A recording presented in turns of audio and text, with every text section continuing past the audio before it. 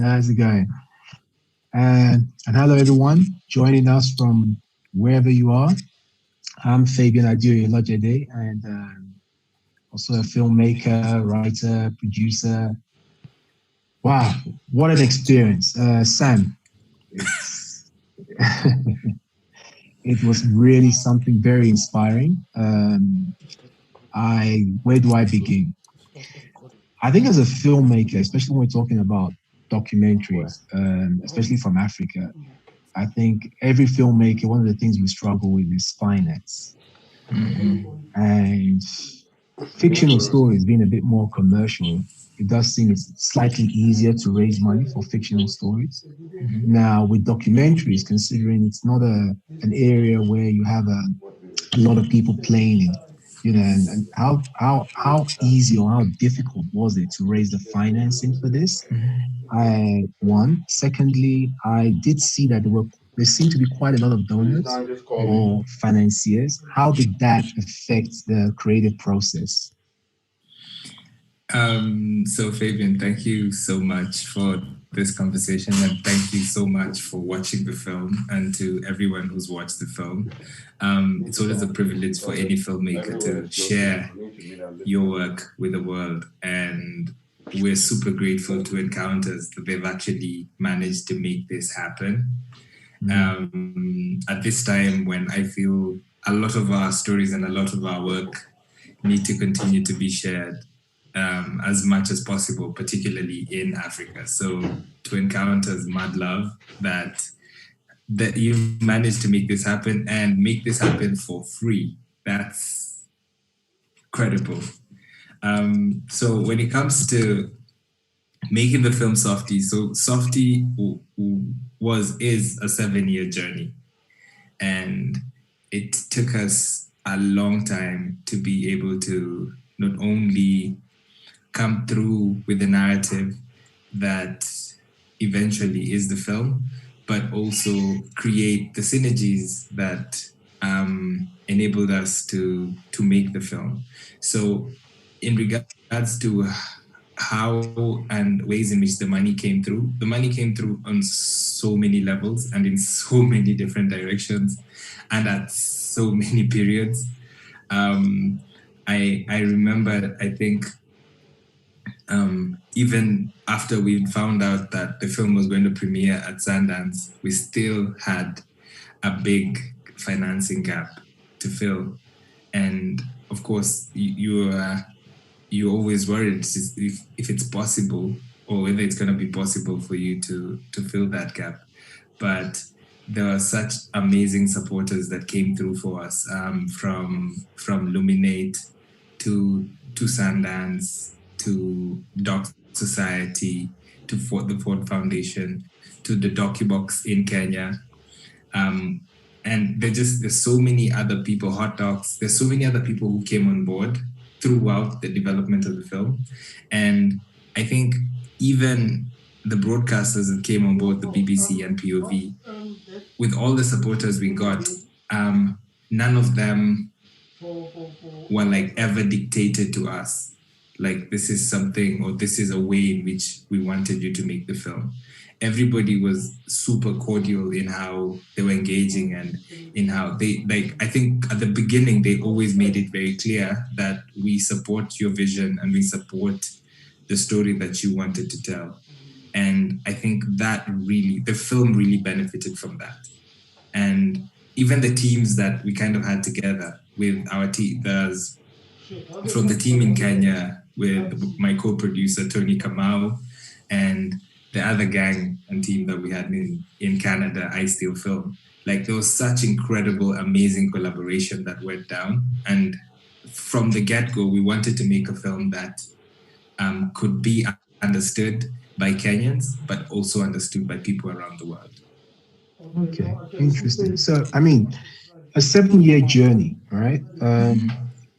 How did you see the end product? No. From the beginning. So how did you arrive at that narrative direction and structure? Did you have that at the beginning, or you just created the structure and the narrative alone? Did you? I think the thing that makes documentaries very scary is the same thing that makes documentaries very interesting and amazing. Because at the beginning, the Softie started as a 5-minute video. We just wanted to make an activist manual that was going to be 5 minutes and we're going to share it on YouTube. But then, as we kept filming, it kind of started to develop into this love story. A love story that spoke to the love for country and the love for family and kind of the burden that exists in that dimension. Like, and I think we do face that burden. So when we were filming, it's kind of like when you see Boniface's life and his deep passion to what he wants to do for country. So a lot of us, we kind of, that's where our story ends. What we see in the news or what we face in the streets or all these places. But then I think in one of those instances when we were filming at home, it kind of dawned on me that, wait, when he comes home, he's a dad, and his kids always see him as a father. So they probably have no idea what's happening in the street. And however, he needs that peace and sanity to operate. And I wonder what they think about what he does. So immediately we started looking at that and started to engage more and more with his wife, Jerry, who is, if not as big an activist as Boniface is. We kind of realize, wow, there's an incredible narrative here that speaks to the family and speaks to the country. But that's not something that was like linear.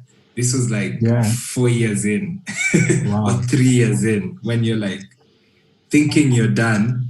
You're like, this is going to be done. We're going to make like a 30-minute video, but boom, no, there's something deeper and more interesting here. So eventually it just, I think the patience paid at the end of the day. Yeah. No, it's amazing you mentioned the love story thing, because when I saw it, and I guess also just being an African and seeing so many families like that, I saw it almost like a polygamous story, a polygamous love story. Funny, where the country was the new wife. Yeah. And his wife was the senior wife. Yeah. And always the younger wife seems to get more attention. It felt like the country was getting it was like a so I saw those parallels from an African point of view, where, and the first wife, she's solid, she's still behind you, I've seen that all around with some of my friends that come from polygamous homes, where, so I saw that parallel. Wow, this is actually like a polygamous love story where the country is the new and all demanding. I never thought about it like that. I'm definitely going to share that as an analogy. Yeah, and it had all the mixes of, this one man who can you be in love with two different versions of yourself. And it's an everyday dilemma I think we face as human beings, because you do want to offer the best that you can to the ones you love. If it's, be it your parents, be it your siblings, be it your wife, your partner, be it this, you want to give that love, but then we also want to give, the kind of love to maybe our work. If you're a filmmaker, you understand what that means.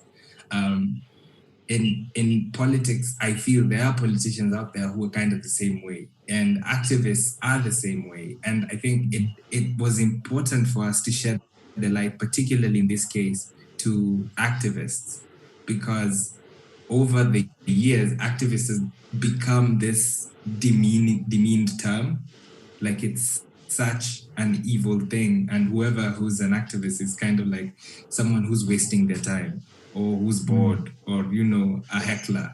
But the idea of an activist stems from being an active citizen. It stems from being someone who believes in doing something. And as society, we've benefited so much from activists. In Kenya, we benefited from an activist like Wangari Maathai. And everybody knows Wangari Maathai, but it took a while for Kenyans to realize, oh wow, this woman has done so much. Because that word had been demeaned so much that we never thought anything about it. So to give activists a human face is such an important thing, and to realize that they are human beings. They do suffer or engage in these questions. And, there is something that happens behind everything that you see every day. Okay. Another thing, obviously, there was so many really loaded political insights, and you could almost call it post-colonial and pre-colonial facts, right? That you kind of put into the whole documentary. So what I want to ask you is that when you started out and you started researching and coming up with these things, especially like with the Cambridge analytical piece that you put in there, how has this journey also affected you in terms of your own perspective and your own political views? That's one. And secondly, from a political point of view, do you see this material talking specifically to Boniface's experience, or do you think there's a greater Pan-African message? Because there's so many parallels between what's going on in Kenya with basically this piece and what you see happening across many African countries. Yeah.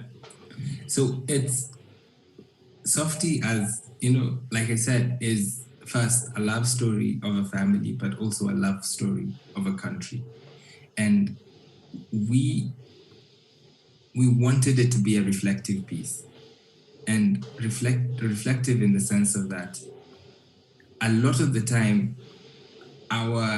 we come from a place where we think our problems all lie in one place, and that if we solve that one place, everything is going to be fine. If as long as we deal with colonialism, then everything will be okay. Or as long as we deal with what happened post-colonialism, everything is going to be fine. However, we can't go back, but we can deal with colonialism. At the same time, we have to deal with post-colonialism, but at the same time, we have to deal with what's happening right now amongst ourselves. Because if say we work very hard and engage with whoever your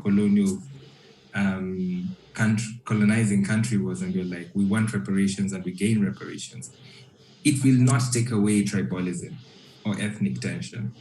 That is something that has been embedded and exists. So how do we deal with it? So for us, the film is an opportunity to reflect on that and have genuine conversations amongst each other on how do we move forward. Because most of us don't have any other place to go. Yeah. This is all we have. If someone tells you to leave Nigeria or South Africa or Kenya, where do you go? If someone chases you from the city, a lot of the time you say you go to your rural home. But that's all you have. So if as African countries, we can have genuine conversations with each other and be like, okay, you're from this tribe and I'm from this tribe. What does that mean?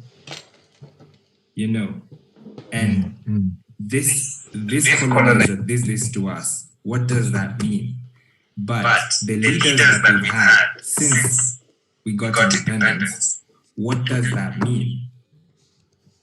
And through that engagement, we'll be able to start coming up with solutions on how we move forward, so that we move forward together. And that's a goal and belief I think our film probably, I hope, would be a part of as a conversation. Yeah. No, definitely. I think it does pose those questions, and I think one of the key things that I personally noticed in the style is it wasn't prescriptive in terms of what the solution could be. I think it more or less posed the history of some of those problems. So, for instance, if I were to ask you a personal question, that I got from watching it that bugged me was, when you look at the pre-colonial history that you put in there, especially at the beginning, which also kind of repeated itself or replicated itself across most African countries of divide and rule, where the British ruled, and obviously with the French, it was assimilation. Would you say then that if you were to undo, for instance, the 1884-85 Berlin Conference, which personally I feel is also the cause of many African conflicts, all right? Do you think that in some way, if Africa was to redraw or to redefine itself by Africans, do you think that could in a way reduce the kind of ethnic and religious political divisions that we have across Africa? That's a very complicated question.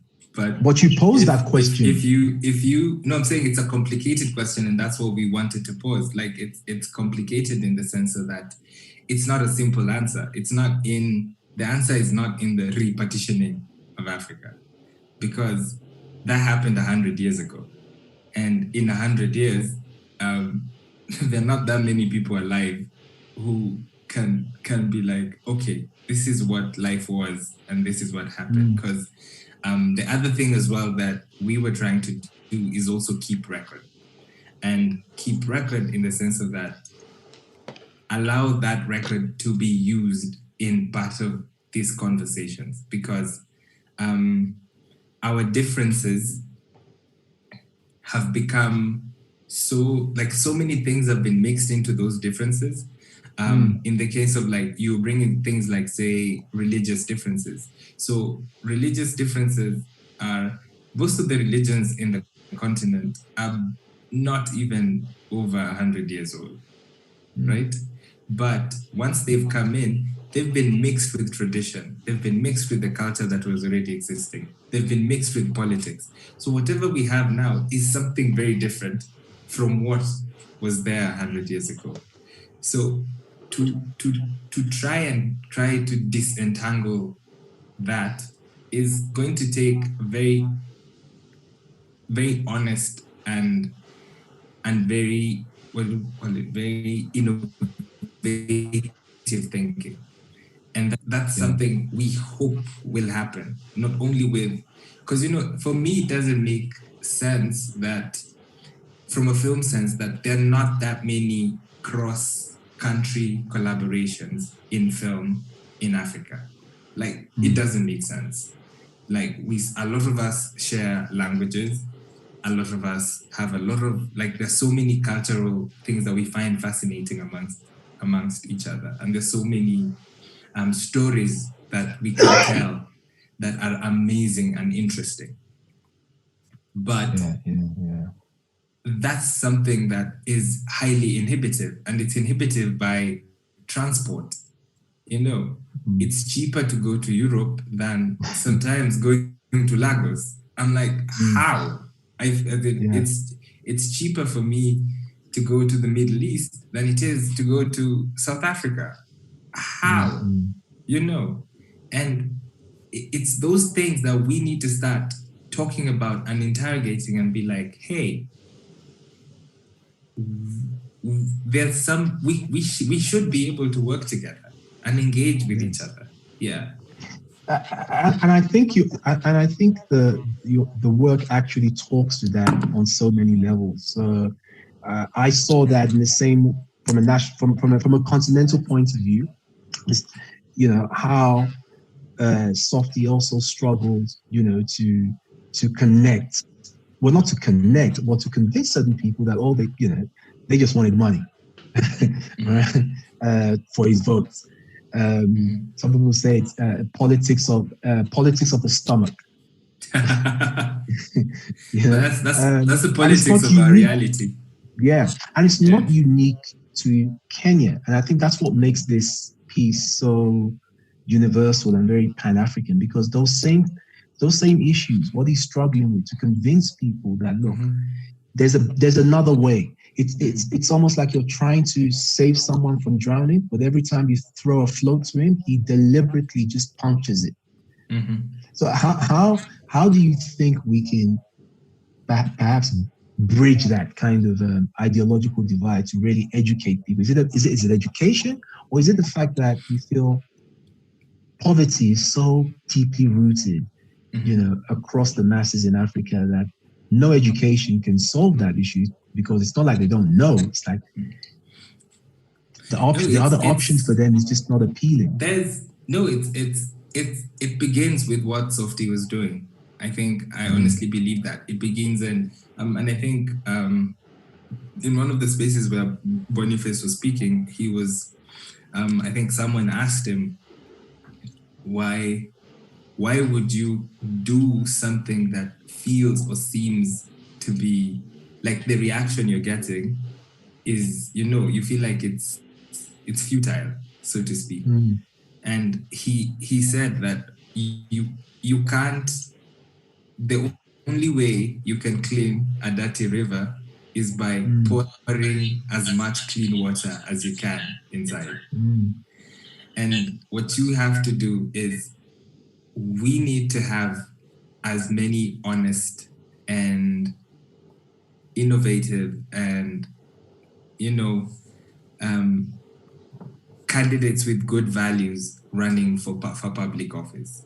And we need to start somewhere, and we need to have more and more of them, because if say you vote for one person and yes, they're this amazing person, but they're going into a parliament that has 99% who are not working, then so it becomes that the problem feels a bit harder. But if we continue to put one person, then two people, then three people, then four people, then things change, things start moving. And that for me is the solution. We have to keep going. Yeah. We have a Facebook question. Somebody has asked, Sam, what sparked your interest in Boniface at the onset, and what kept you going for so long? Boniface is such a cool character and a cool human being on so many levels. And it's just being, if you are his friend, you're always certain something is going to happen. But at the beginning, I think you could genuinely see his belief in what he wanted to do. And in this case, he was trying to reinvigorate the activist space in terms of the protests he was doing. So at the beginning, of course, like we wanted to make an activism manual. So the idea was to make like an how-to guide on, say, putting a protest together. So he was putting together this amazing protest, like, taking coffins to parliament, for instance. And when someone says they're going to take coffins to parliament, you're like, huh? How? So you decide to follow that. And when you hear his thinking and how he wants to do that, that kind of already sparked like, oh, there's something here that's happening. But when you see the sensitivity that he has when he's engaging with his family, but also when you meet his wife, Njeri, like, she's a total force of nature. So when you meet her and you hear her speak and you see what she does, I kind of just fell in love with the family. And their kids are just like the coolest people on earth. So immediately you meet such a family, you realize that you have to find an honest way to tell their story and be authentic to their story, but also be authentic to the story of the space which you exist, which was in this case Kenya. Yeah, I mean, I think his wife truly, she is a force of nature, and I think that story could never have been told the way it was without her. I think it's so obvious that, and even his kids, it brought a certain humanity, but also a certain strength to his story, and also Amazing, yeah. you literally could see what he was fighting for. Hmm. You know, I think through the family, the family for me was a representation of what he was fighting for outside of his home.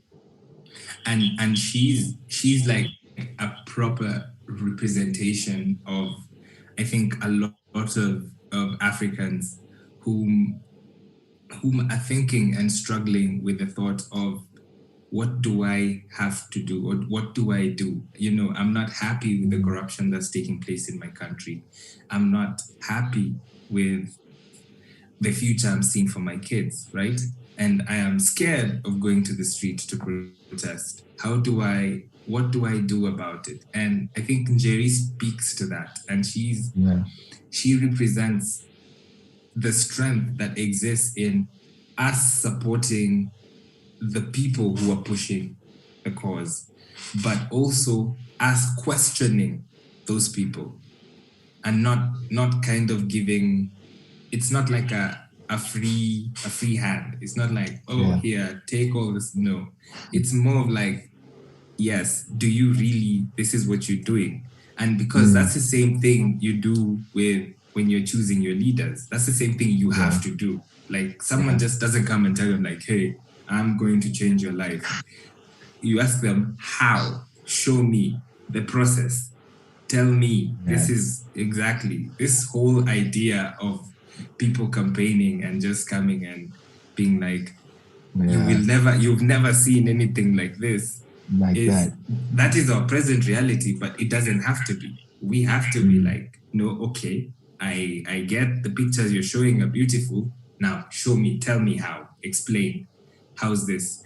How is this going to happen? And she good. represents that. Right. Yeah. No, she truly does. We've got another question from Facebook.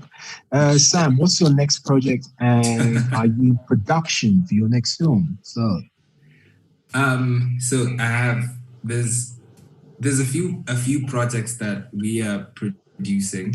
So I'm a co-founder and I work with this organization called LBX Africa, with an amazing team, and we are producing a couple of films, mid-length and features, in both fiction and nonfiction. We're trying to okay, kind of also use the experience and networks and engagements that we've had to give a voice to other filmmakers who, are also working on their first films and trying to find their way in and around this space.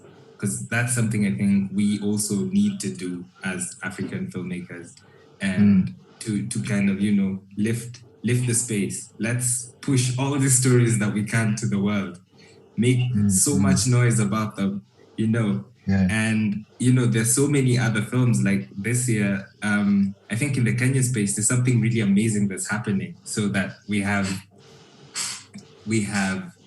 a couple of films that are in the festival network that are super amazing. I know in Encounters there's another Kenyan film called The Letter that's like super dope, that people should check out as well.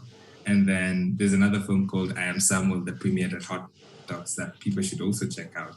And this is amazing because this is a space that 3 years ago didn't even have a one feature documentary, you know. mm, mm, So there's all that that's happening that I think is super exciting. And then there's like a community that we're trying to build. That's a community of nice. collaboration, in and around people like DocuBox and very many other Okay, filmmakers, to kind of try and build a sense of camaraderie and share our experience and stuff.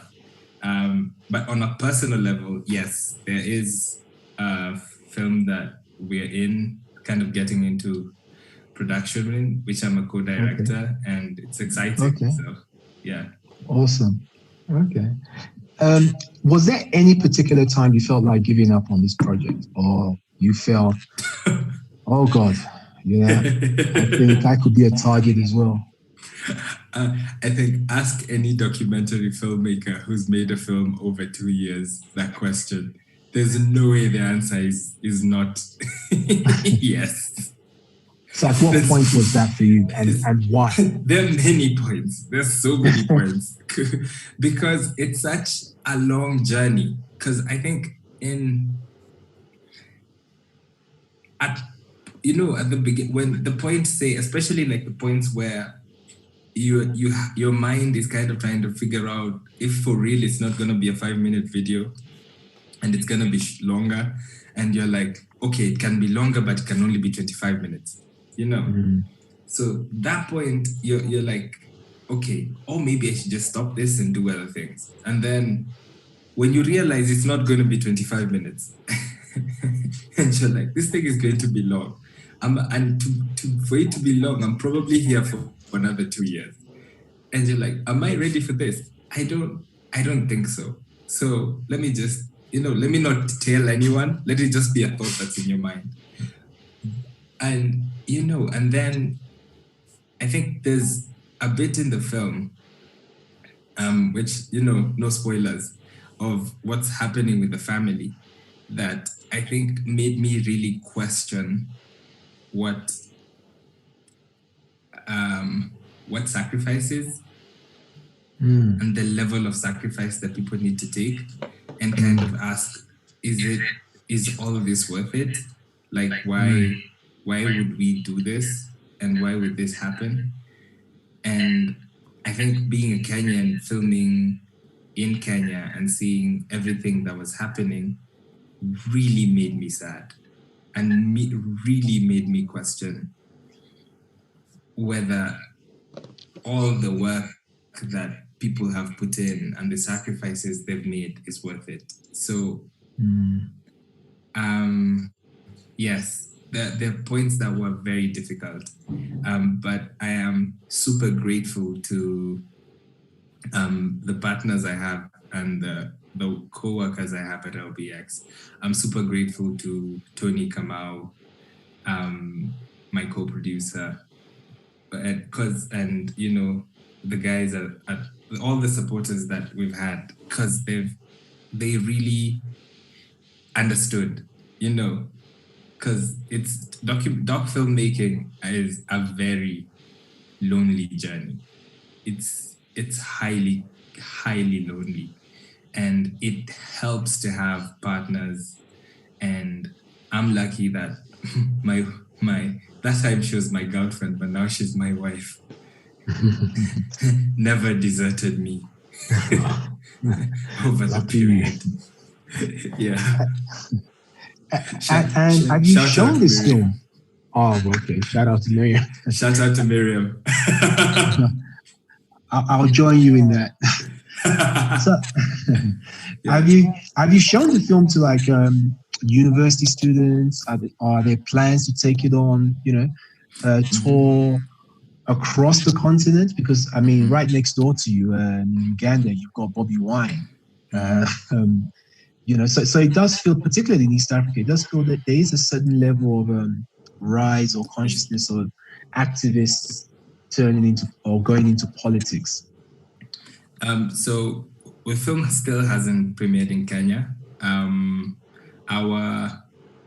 We had this grand plan of showing it in June, but then with COVID and everything, life just changed, and we are kind of tirelessly working to find the safest and best way to share the film, because like I said at the beginning, I think one of the core, if not the core audience for the film is the Kenyan audience. Like, this film was made for the Kenyan audience. And I think for me, I'll always be anxious until the Kenyan audience watches the film. So we're really working hard for them to be able to see the film in the next few months. And I think that the goal is to do our best to show it to as many people in as many spaces as possible, and try and have as many candid conversations as possible. And the film also to be a guide or a tool to other people who want to have these conversations in and around the continent. And in so many places and in so many countries. And, we're also thinking of translating it in many languages as well. Yeah, so that's something we're really, really trying to make sure happens. No, it's a really powerful story. If you could change one thing in the process, right? What would it be?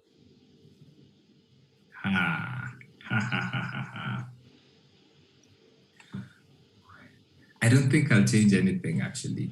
That's the truth. Okay. The experiences enriched us on so many levels.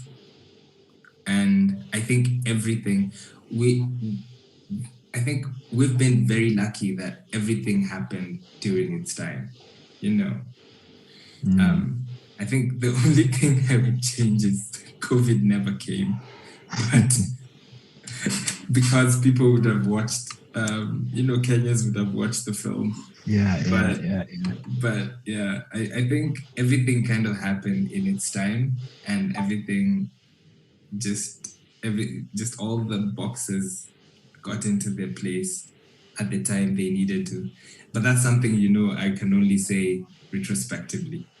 If you asked me the same question 2 years ago, I would have had a very different answer. No, I know that obviously, like you said, your primary audience for this is Kenya, but I keep reiterating the fact that I see it as a very Pan-African theme in terms of what it was addressing. And I want to ask you, what were those moments in terms of whether it was through research or what you were shooting that you felt so emotionally connected to? I can tell you, for me, there were so many. The Cambridge Analytica really pissed me off. That scene, it was like, what the, it's almost like you want to put it on pause and just take a minute to just like, why are they still doing this? And at that moment, you realize that even though it was targeting Kenya, that this could be any other African country. It's probably going on and we don't know. So what were those moments for you in the process that you just had to say to yourself, what the hell?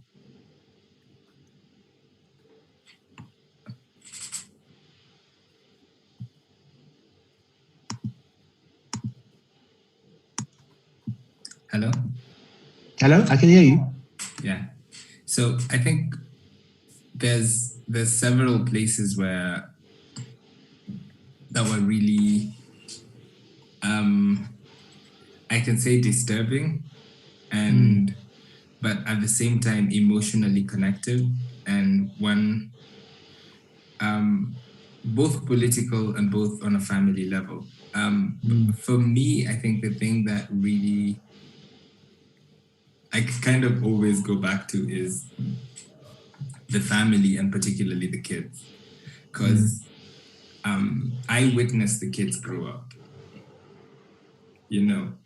and it's incredible when you watch the film, you actually do see them grow up. You kind of see Nate from being this young boy who runs around the house to being a preteen, and seeing him taking responsibility over his siblings, Naila and Jabu.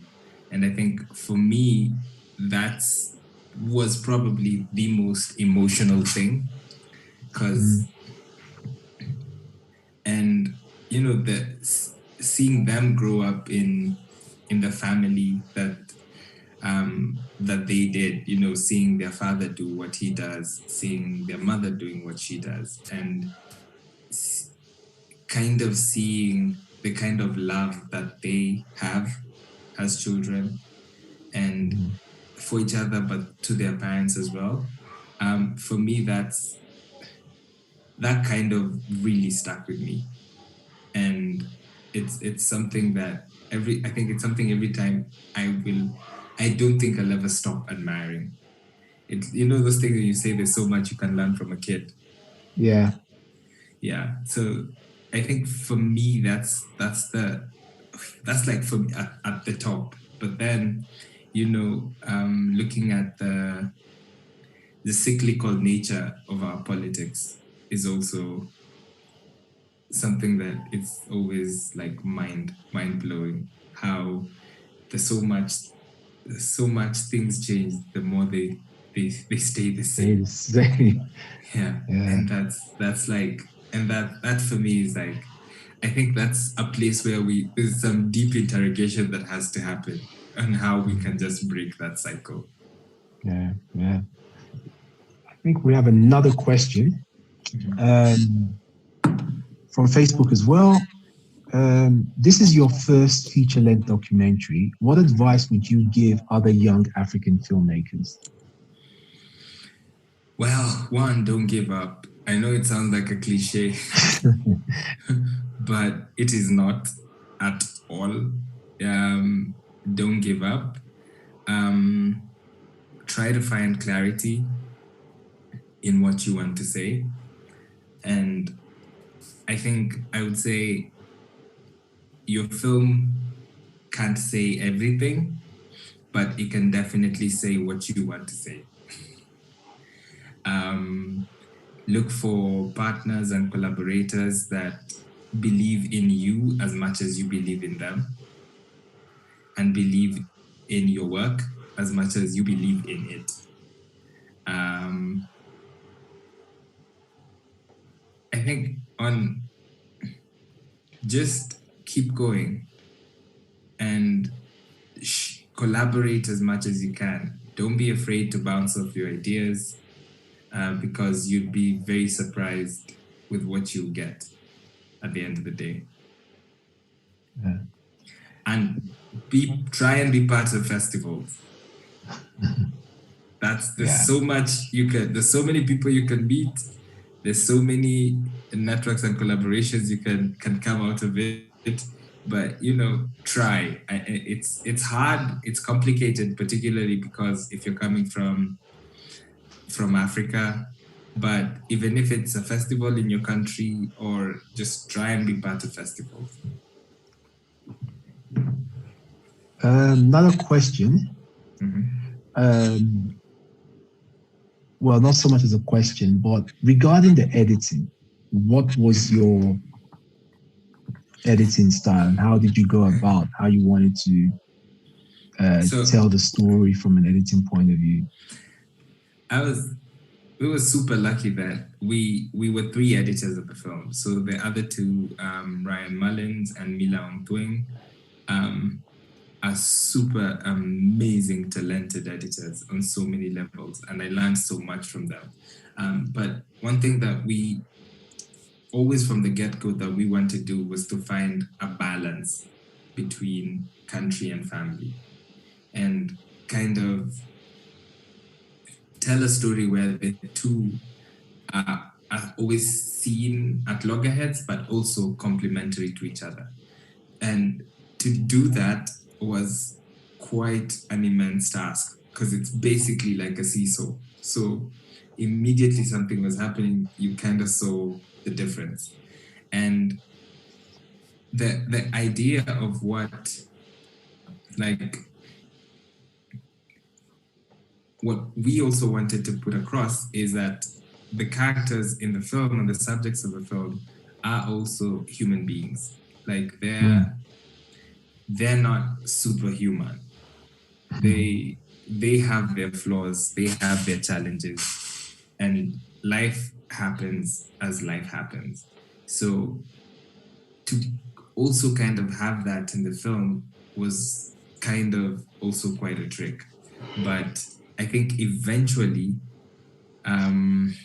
somehow we pulled it off. It took us quite a while. I think in total we probably edited the film for, I'd say, a year, 7-8 months. Wow. So it took quite a bit. Wow. Okay. We have another question from Facebook.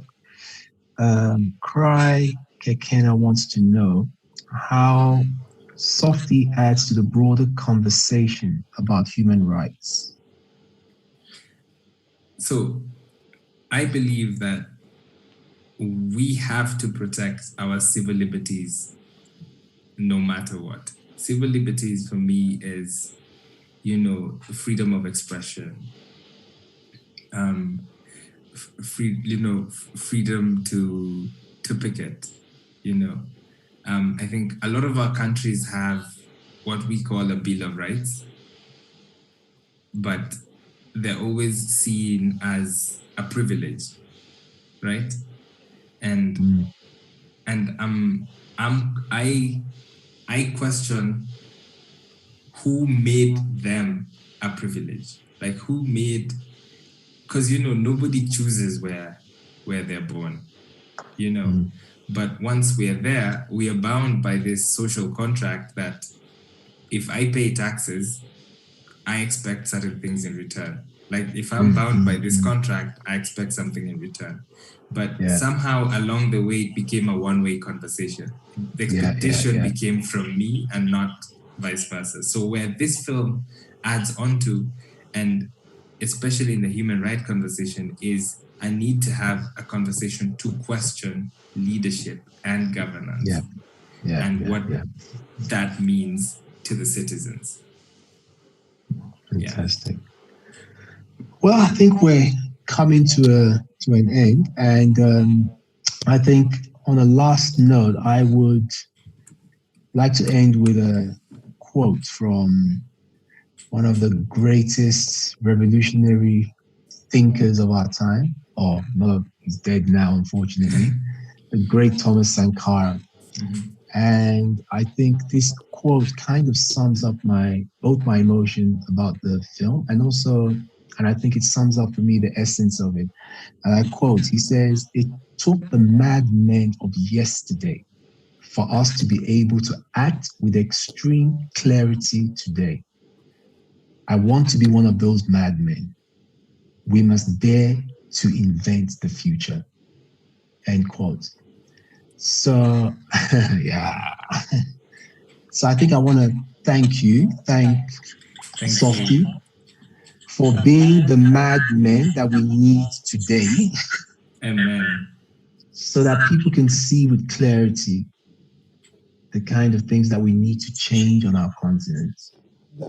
So that we can reinvent our future. When it ends, should I just and mad love and appreciation to Boniface Mwangi, Jerry Mwangi, Nate, Naila, and Jabu for sharing their story with the world. Yeah.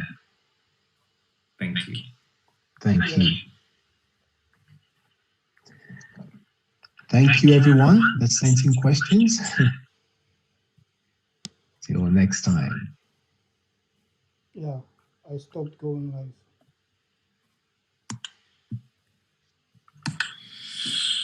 Yeah.